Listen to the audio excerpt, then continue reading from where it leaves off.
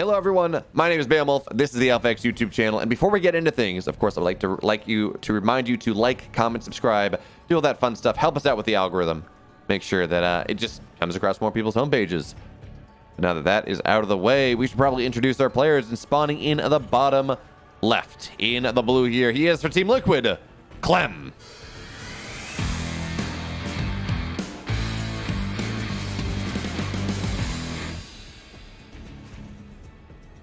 And his opponent in the upper right, in the red, the Protoss player, is Parting.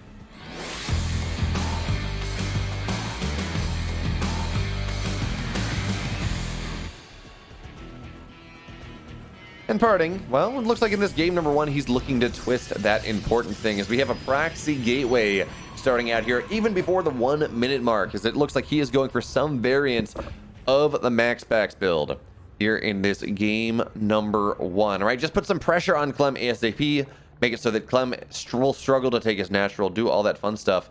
And it should be noted, as we get into this game, CLEM does not really have a lot of vision. He's not scouted anything until he sees the probe just now, but even then, seeing that probe is not going to tell him all that much, right? Because the probe does show up at the normal timing. Parting has this mapped out as well as he possibly can. So again, you send the probe out at the normal time.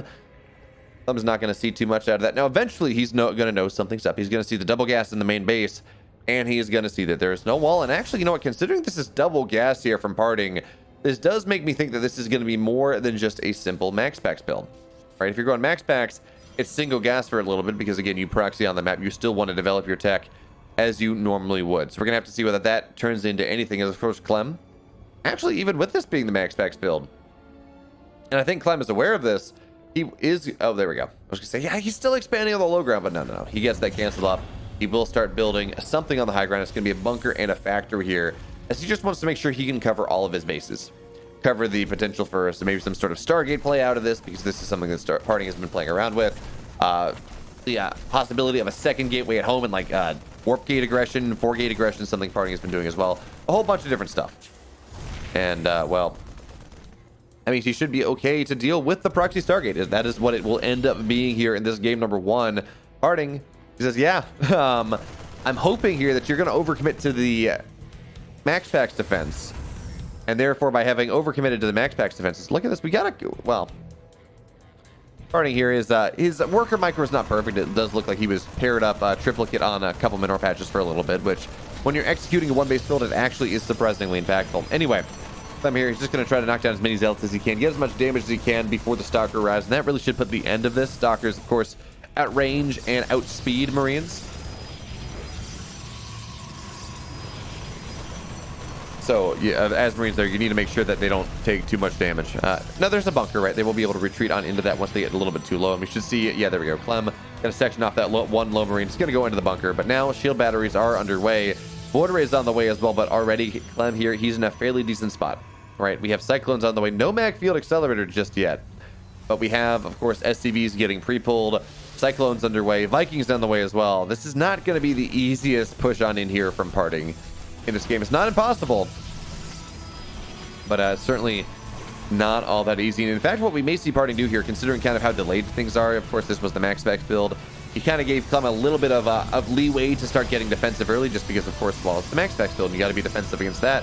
We may see Parting go into some sort of proxy star, what's the word? Some proxy Tempest play. Some proxy fleet beacon play in this game.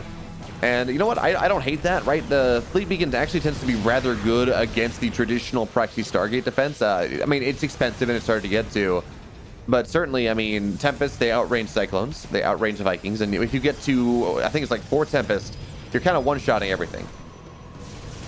And there we go, Fleet Beacon on the way. It is going underway at home here for Parting, not on the other side of the map. So technically, it's not Proxy Fleet Beacon, it's just Proxy Tempest. But still, we should start to see Tempest hit the map here, and this will allow Parting to start just doing chip damage to CLEM as things go on. But look at this, CLEM, he has picked up a drop here. He's got 7 Marines and a Medevac looking to fly on the other side of the map here, just get damage done to Parting. While Parting tries to get damage done to him, and there's a very real opportunity here that CLEM will just be able to do some form of critical damage, as we got a bunker going down to the natural, just making sure that there is not a world where Parting is ever going to be able to take that natural base, which again, That's going to be nice if CLEM is able to survive here. But as I'm looking at this, I mean, CLEM, he's drawing ahead in army supply just a little bit. He is building more and more tech. He's getting more Vikings. He's building the stuff that he needs to make sure that he doesn't die here. And now, well, he does not have stim, but he's going to find his way on into the main base with 7 Marines. Probes do not fight Marines with a medevac all that well. Although it looks like Parting is trying, as he has recalled Stalkers. Warp. Did he recall? No, he did not. He just warped in Stalkers at home. But again, there's still a medevac. And this medevac will out DPS the Stalker, especially the micro that CLEM is showcasing here, as he picks up low Marines, moves them back forward. And yeah, it looks like 1 Marine. Yeah, a couple Marines have died here, but that's not going to be enough. And there we go. Second Stalker goes down. Third Stalker's going to warp on in, but that's just going to go down as well, as the shield battery's not really in position. Meanwhile, Void Rays have committed to the bunker here. CLEM's not repairing. He's got to be very, very careful. We're going to have a repair coming on in. And yes, the bunker will go down. The Marine will go down, but the Void Ray is going to get locked on. It's going to be 2 Void Rays for the cost of a bunker and not even a Viking.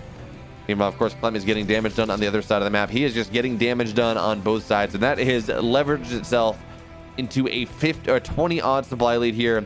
He's up 14 army. He's up 7 workers. And that does mean that it's just getting more and more difficult for Parting to really break his way on in. How many, he only has 1 Tempest. And that's in part because he was just not mining for a good period of time here. The bios moved on into the main base. The probes had to be pulled on the defense. And that meant Parting was just not mining the gas he needed to make sure that he was able to make this offense happen. And now that's a bit of a problem. So we're going to see lock-on here on top of this Tempest. Only 2 lock-ons for now. And there is no mag field accelerator. So it really should not knock this down. But now, yeah, now we're going to have the Cyclones. This is where things get really important here. They're going to start to lock on this static defense. If they can knock down the shield batteries, that's going to be a bit of a problem. Now the Vikings, they say, look, we got one-shot potential here. So the Tempest will go down. And now there's just nothing but these 2 Stalkers. No more Tempest on the production tab. No more Tempest on the map. The Stalkers are going down as well. There we have it. GG CLEM is going to swat Parting's aggression aside and take a quick Game 1 victory. And now into game number 2 in the upper right. You're looking at the main base of the Blue Terran player. He is the little corporal from Team Liquid, CLEM.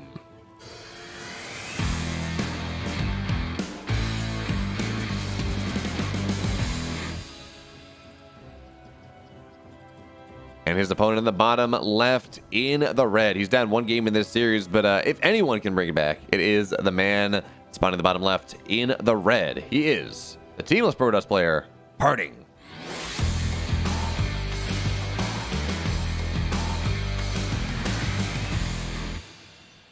And Parting in this game is not going for anything crazy, anything too funky. As instead, no, he's going to go for a gate cyber expand here in this game number 2, just maybe hoping to do something a little bit later on.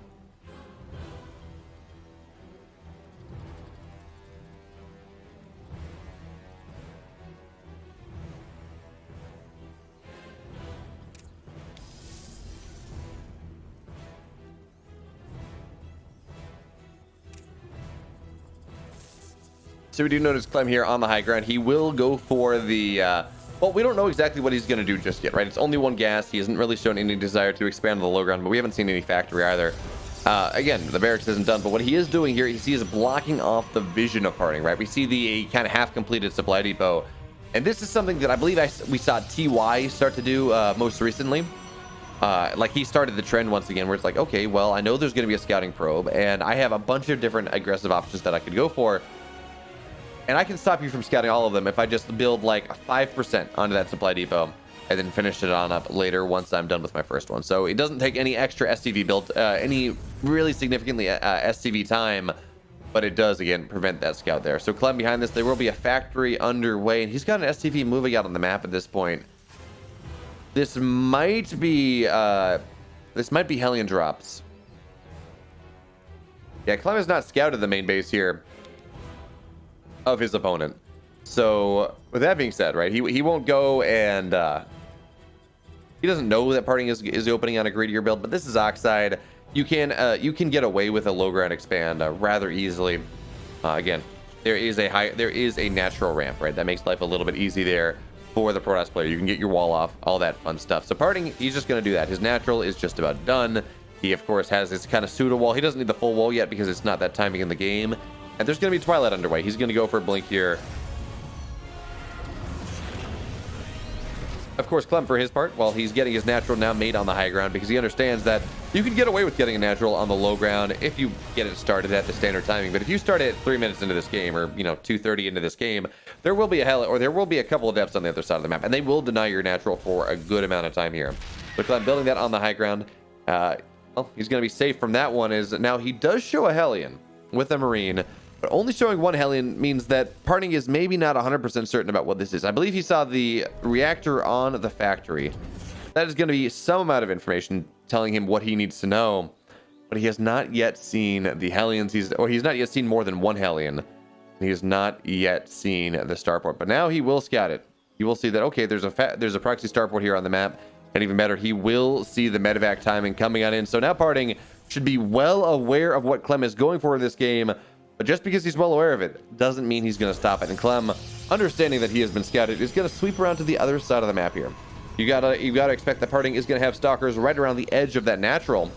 So what you going to do? Well, you're just going to go in through the dead airspace, through the dark spot in the main base here. And Parting, he's not reacting, not yet. So 3 workers go down. It's going to be 6 rather soon, as now Clem looks to dive on in. Probe's going to get pulled to try to make this happen. But again, it's a single volley. So even with this the shield battery coming on in, it's not going to matter. 13 probes go down. That's soon going to be 15, and it's going to be 17. Is it going to go up to 20 here? 17 workers will go down, and that's going to be the end of that. But still, 17 workers are dead. And okay, so the magic number, by the way, for something like this is 8 workers. If you get more than 8, you're pretty happy. If you get 17, well, Parting, he's just got to move out on the map and find some sort of value, but I'm not sure he's going to be able to find that value, as he's sitting here down 11 workers 4 minutes and 30 seconds into this game, in a game where he expanded first, where he has been spending chronos into his probes. Now, of course, Blink is just about done, but this is 2-gate Stalker here from Parting, not 3-gate, not 4-gate. He does not have that many aggressive options whatsoever. So what's Clem going to do? He's going to be like, okay, I did a lot of damage. I'm aware that I did a lot of damage. I understand the situation that I'm in this game. How can I lose? All right. Well, too many Blink Stalkers is one answer, but Clem did scout that there were only 2 gates. Another answer is some sort of unscouted DT play. So we have, of course, have a missile turret going down in the natural. In a perfectly efficient game, Clem would not do that. He would just know that there were no DTs, and he's fine. But not in this game here, as the Cyclone is going to lock onto this Warp Prism. Now, the Stalkers will blink on forward, and they will be able to knock that Cyclone down rather quickly. But now the Cyclone now the Warp Prism is without its shields, and that's a bit of a problem. And Clem, he's going to be perfectly happy to pull the SDVs here. He doesn't really, I mean, if he gets down to 25 workers, he might be a little bit sad. But even then, even worker counts on against a Protoss player is ideal. So 5 workers will go down. Clem only now has a 7-8 worker lead instead of a 10-12 worker lead. But again, a 7-8 worker lead is still a lot of economy. As noticed, I mean, Parting can't even warp in a full complement of Stalkers every time he tries to warp in. He just doesn't have the bank for it. And now with some really nice tank positioning here, Clem will be able to defend his production structures. Yes, he will lose that supply depot. And that's going to be a bit annoying. Less vision on the edge of the map, but still. He's going to be able to maintain his production structures. He's going to be able to maintain his potential for stim. And that's going to be the big deal, right? If he can go on in and stim on top of this army, knocking down all of these Stalkers is going to be the nail in the coffin for Parting in this game number 2. Now, Parting still has some moves he can make. He will have DTs, and that means he might eventually be able to get the damage he's looking for. Parting is very good at getting damage done from DTs, even when he doesn't have the DTs. Or even when there is detection, right? He just runs the Warp Prism and kills that off. But it looks like here the Warp Prism does go down. Now, yeah, Clem will trade a Viking for it, but a Viking for a Warp Prism, when all you have to do is play defensively, 100%. Clem is going to be very happy about that one. Is now +1 is underway. He's getting that 3rd barracks on down. Combat shields. We should see concussive shells on the docket rather soon. Clem's just going to have a big army. He already has a big army. He's up 20 army supply. And I'm not convinced I know what Parting can do. Now, he will go for Blink TTs. And we have seen this work before. Most notably, we actually saw Trust beat Gumiho with this rather recently, where he, on this specific map, because with DT Blink here, there's a spot outside of the 3rd base that allows you to blink into the natural behind the missile turret and get damage done where you would not expect damage to normally get done. But now Clem, he doesn't care about that. He's like, yeah, I'm going to run across the map. I don't care if you got DTs. I don't care if you got DT Blink. I'm just going to go kill you, right? Because I'm up 21 army supply. I'm soon going to have +1. I'm soon going to have combat shields. I do currently have stim. And Parting, all he can do is he can just try and hope and pray that he's going to be able to just kill off enough of this bio that the tanks will be undefended. And he will be able to find his way in. Now, we do have DTs. They're warping in on the other side of the map here. As the one baited tank. Oh, Clem, you dog. He has the one tank unsieged. He says, yes, Parting, jump on this tank before it's sieged. But no, there were 2 tanks behind it there, and 2 tank shots just knocked down a bunch of stalkers. So there we go. We are starting to see the production here. Parting get knocked down. Gateway's going down. And it looks like he's got DTs on into the main base, at least an attempt, but that's not going to work out either. As the Marines are going to start to shell away at that. And Parting, he's still running out of options here. Now, the disruptor shot's going to be nice. Absolutely, it's going to be nice there, but the DT is going to run on in to its doom. Clem now doubling the army supply of his opponent. Still only a 20 gap, or 21 gap, which is what it was when this production did start. But again, we're just seeing more and more stuff happen here. Now, the War Prism's going to get gunned on down, and actually, that should just be it for Parting. He has no aggressive option, no defensive option. GG, the Little Corporal, he's going to take this round of 16 matchup in the ESL Weekly 2-0. He's going to move on to the round of 8.